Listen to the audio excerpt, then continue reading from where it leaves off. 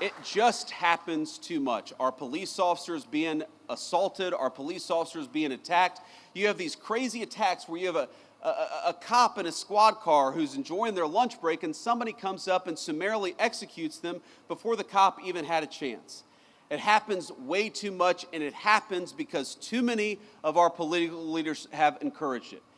Now, it's not just that. It's not just the rhetoric that encourages violence against our law enforcement. You know, when I was in the Senate, there was a big bill that was going around, and it was basically that we were going to try to eliminate qualified immunity from police officers, one of the most disgraceful and worst ideas that I've ever seen. In other words, that we were going to make it easy for criminals to sue police officers for doing their job. Now, does anybody think, when you see the fake news media and the way they attack our police officers, does anybody think that we need to make it harder for our police to do their job? Some of America's cities today have worse murder rates than the very worst third world cities all over the world. That's not a joke.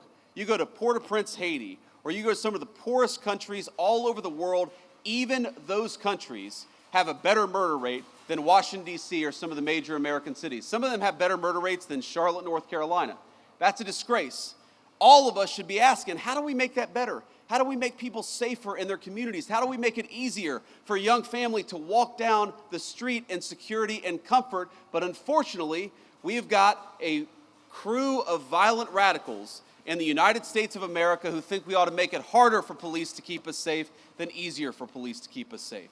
So here's one thing I'd like to do. I'd like every single Democrat starting today, and every Republican too, while we're at it, to say that we are going to defeat these efforts to strip immunity from our police officers. We're going to make it easier for them to do their job, not harder for them to do their job. Let's fight for it every single day.